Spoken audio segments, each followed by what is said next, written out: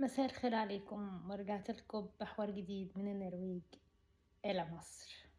أو هو تقريبا يعني مش حوار جديد، هو تكملة الحوار الأولاني. بس ساعات إن القدر بيكون أقوى مننا كلنا. يوم طبيعي وعادي خالص غير حياتي 180 درجة. اليوم ده اليوم اللي أنا أخدت فيه ابن أختي وأختي وخرجنا ورحنا كنتاكي عشان نتعشى. وفي اليوم ده اللي أنا قابلت فيه جوزي اللي هو النرويجي.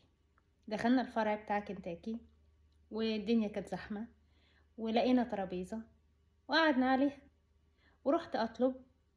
وفي لحظة سمعت صوت حد ورايا بيتكلم لغة بس مش لغتنا، مش لغة عربية. فالموضوع شدني، فبصيت ورايا عشان أشوف مين ده. فشفت واحد سايح، أنا طبعا معرفوش، وشكله غريب عن البلد. بس هو كان لما أنا بصيت ورايا عشان اشوف مين ده، هو ابتسم لي. فانا كمان اتلخبطت وابتسمت له. وبعدين لقيته بيسألني، بيقول لي ممكن تساعديني ان انا اطلب الطلب بتاعي.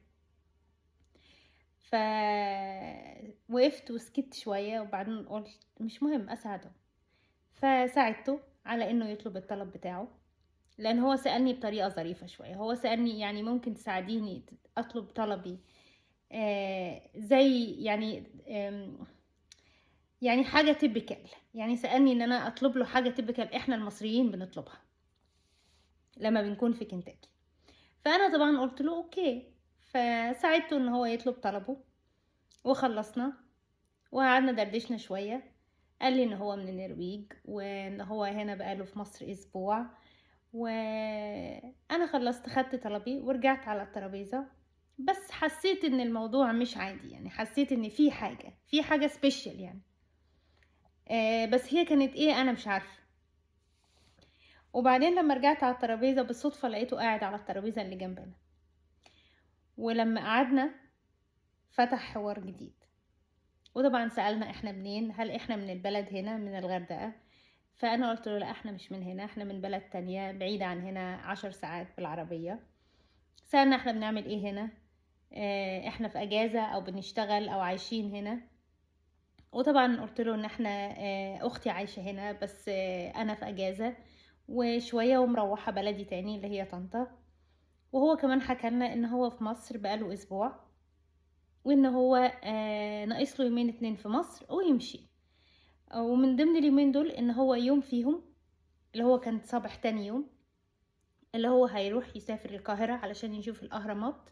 يعني الاوتيل عاملين لهم محضرين لهم رحلة يطلعوا بالاتوبيس بالليل علشان يروحوا القاهرة، بحيث ان هم يوصلوا القاهرة الصبح ويشوفوا الاهرامات ويقضوا يوم في القاهرة ويرجعوا تاني، لان هم كانوا مسافرين راجعين لبلدهم من الغردقة. فما كانش ينفع ان هم يستنوا في القاهرة، كان المفروض ان هم يروحوا القاهرة يوم واحد ويرجعوا. فسألني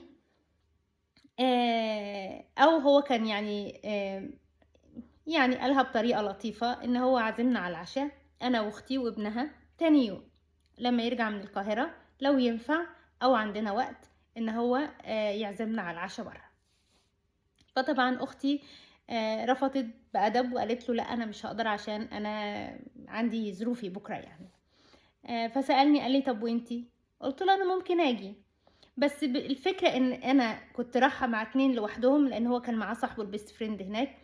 ما كانتش مريحاني شويه. فقلت له انتوا معكوش حد، انتوا الاتنين بس صح؟ قال لي لا احنا معانا واحده صاحبتنا موجوده هنا معانا، هتيجي معانا على العشاء بكره. فبصراحه يعني استريحت شويه، يعني قلت ممكن تكون الجيرل فريند بتاعته او الجيرل فريند بتاعت صاحبه او صاحبتهم، يعني ما كانش عندي خلفيه هي مين، وهما ما قالوليش هي مين يعني تقرب لهم ايه. ووافقت وتبادلنا ارقام تليفونات.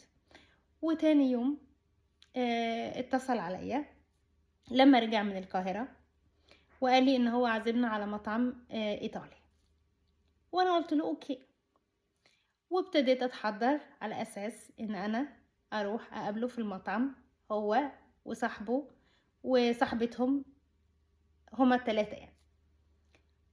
وان شاء الله في الفيديو اللي جاي احكي لكم بقية القصة عشان تعرفوا ايه اللي حصل في المطعم، وازاي علاقتنا بدأت، او ازاي احنا قررنا ان احنا نكمل مع بعض. واستنوني تكملة الحوار في الفيديو الجديد من النرويج إلى مصر.